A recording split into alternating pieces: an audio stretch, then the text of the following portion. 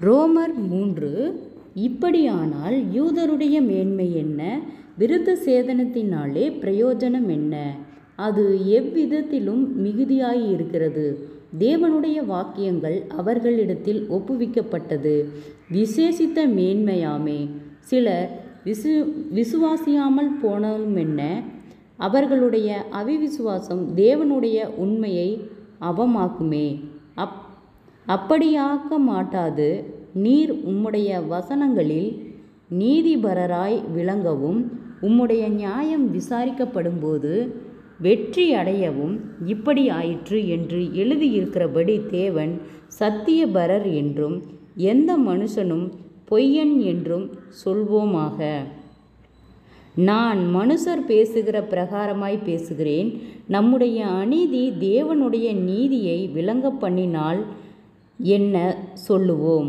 கோபாக்கினியை செலுத்துகிற தேவன் அநீதராயிருக்கிறார் என்று சொல்லலாமா?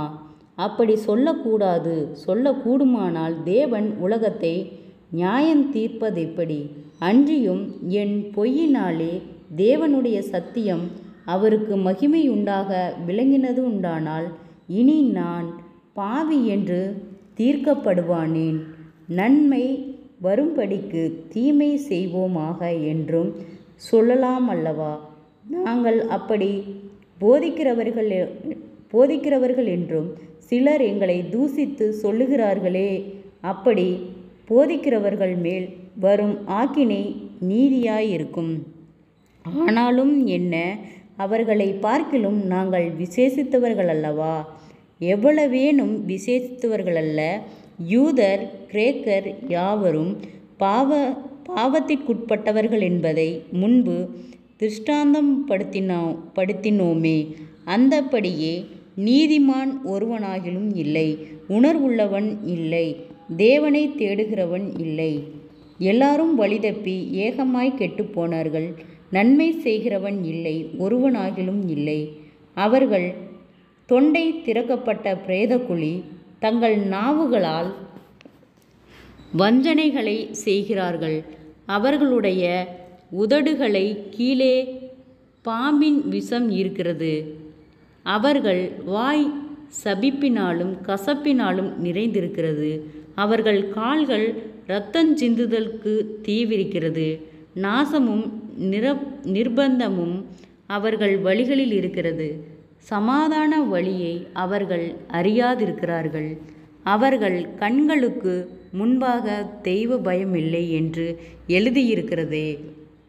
மேலும் வாய்கள் யாவும் அடைக்கப்படும்படிக்கும் உலகத்தார் யாவரும் தேவனுடைய ஆக்கினை தீர்ப்புக்கு ஏதுவானவர்களாயிருக்கும்படிக்கும் நியாயப்பிரமாணமும் சொல்லுகிறதெல்லாம் நியாயப்பிரமாணத்துக்கு உட்பட்டிருக்கிறவர்களுக்கே சொல்லுகிறதென்று அறிந்திருக்கிறோம்.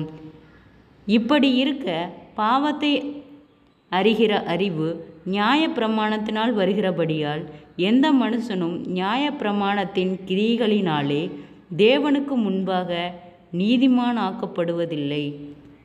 இப்படி இருக்க நியாயப்பிரமாணம் இல்லாமல் தேவ நீதி வெளியாக்கப்பட்டிருக்கிறது.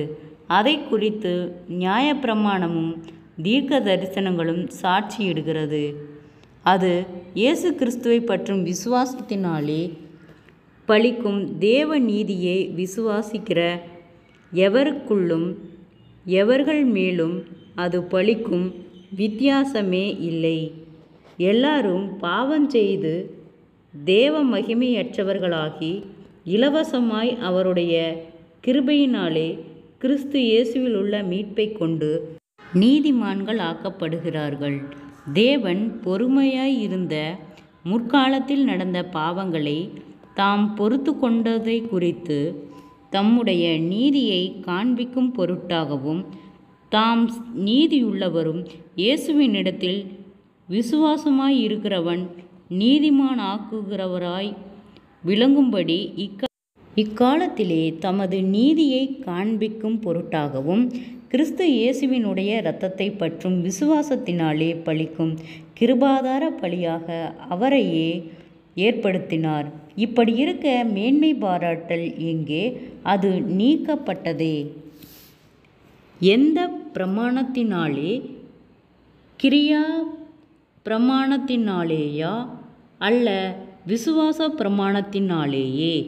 ஆதலால் மனுஷன் நியாயப்பிரமாணத்தின் கிரியைகளில்லாமல் விசுவாசத்தினாலே நீதிமானாக்கப்படுகிறான் என்று தீர்க்கிறோம். தேவன் யூதருக்கு மாத்திரமா தேவன்? புறஜாதிகளுக்கும் தேவன் அல்லவா? ஆம், புறஜாதிகளுக்கும் அவர் தேவன்தான். விருத்த சேதனம் உள்ளவர்களை விசுவாசத்தினாலும் விருத்த சேதனம் இல்லாதவர்களை விசுவாசத்தின் மூலமாயும் நீதிமான்களாக்குகிற தேவன் ஒருவரே. அப்படியானால் விசுவாசத்தினாலே நியாயப்பிரமாணத்தை அவமாக்குகிறோமா? அப்படியல்ல, நியாயப்பிரமாணத்தை நிலைநிறுத்துகிறோமே. ஜெபம். கிருபையை நேசிக்கிறத நல்ல தகப்பனே, ஆசீர்வாதமான வேலைக்காய் நன்றி செலுத்துகிறோம். இயேசுவின் நாமத்தினாலே ரோமர் 3வது அதிகாரத்தை தியானிக்க கொடுத்த தயவுக்காய் நன்றி செலுத்துகிறோம். கர்த்தாவே, இந்த வார்த்தையின்படியாக நீர் எங்களை தேற்றும்படியாய் நாங்கள் ஜெபிக்கிறோம். ஆண்டவரே, ஒவ்வொருவரையும் விசுவாசத்திலே நாங்கள் ஆண்டவரே ஒவ்வொருவரையும் வழிநடத்த கர்த்தாவே நீர் எங்களுக்கு இரக்கம் பாராட்டும். நீர் நேற்றும் இன்றும் என்றும் மாறாதவர், ஒருவராய் பெரிய அதிசயங்களை செய்தவர், ஜனங்களுக்குள்ளே உம்முடைய வல்லமை விளங்க பண்ணுகிறவர். குறைவுகள் எல்லாம் கிறிஸ்து இயேசுக்குள் மகிமைகள் நிறைவாக்கப்படட்டும். இயேசுவின் நாமத்தினாலே ஒவ்வொருவரும் கையிட்டு செய்கிற வேலைகள், போகிற வருகிற பிரயாணங்கள், அவர்களுடைய தேவைகள் யாவையும் கர்த்தர் சந்தித்து பாதுகாத்து வழி நடத்தும். வியாதிகளோடு பலவீனங்களோடு இருக்கிற ஒவ்வொருவருக்காய் நாங்கள் ஜெபிக்கிறோம். அற்புத சுக பலன் ஆரோக்கியத்தை கட்டளையிடும். ஆண்டவரே, நீர் நீதியின் தேவன். அநேக தடுமாற்றங்கள், போராட்டங்கள், மன பதற்றங்கள், மன அழுத்தங்கள், பாரங்கள், கவலைகள் யாவும் இயேசுவின் நாமத்திலே விலகட்டும். ஆண்டவரே, கடன் பாரத்தோடு இருக்கிற ஒவ்வொருவருக்காய் நாங்கள் ஜெபிக்கிறோம். ஆண்டவரே, அந்த கடன் பார கட்டுகளிலிருந்து கர்த்தரே விடுதலை தாரும். ஆண்டவரே, முன்னோருடைய சாப கட்டுகளுக்கு நீர் எங்களை விலக்கி பாதுகாத்து கொள்ளும். ஆண்டவரே, சிறியோர் முதல் பெரியோர் வரை ஆண்டவரே ஒவ்வொருவரையும் நீர் தொட்டு சுகப்படுத்தி பலப்படுத்தி ஜீவனுள்ள சாட்சியாய் நீர் வழி நடத்தும்படியாய் நாங்கள் ஜெபிக்கிறோம். ஆண்டவரே அப்பா, ஞானத்தில் குறைவுகள் இருந்தால் ஆண்டவரே யாவருக்கும் சம்பூர்ணமாய் கொடுக்கிறவரிடத்தில் கேட்கடவன் என்று சொன்ன வார்த்தையின்படியாக கர்த்தாவே நாங்கள் உம்மிடத்தில் கேட்கிறோம். எங்களுக்கு விசேஷித்த ஞானத்தையும் தெளிந்த புத்தியும் தரும்படியாய் ஜெபிக்கிறோம். ஆண்டவரே, எங்களுடைய கால்கள் இடராதபடிக்கு கர்த்தாவே நீர் எங்களை கைகளில் ஏந்தி கொண்டு போகிறவர். ஆண்டவரே, எங்கள் பாதம் இடராதபடிக்கு கர்த்தாவே நீர் பாதுகாத்து கொள்ளும், வழி நடத்தும். அற்புதங்களை காணும்படி செய்யும். இம்மட்டும் வழி நடத்தினவர், இனிமேலும் வழி நடத்த போதுமானவராய் இருக்கிறீர். நீரே பொறுப்பெடுத்து கொள்ளும், ஆளுகை செய்யும், வழி நடத்தும். அற்புதங்களை காணும்படி செய்யும், ஆச்சரியமாய் வழி நடத்தும். இயேசுவின் மூலம் செபங்கேளும் பிதாவே, ஆமேன்.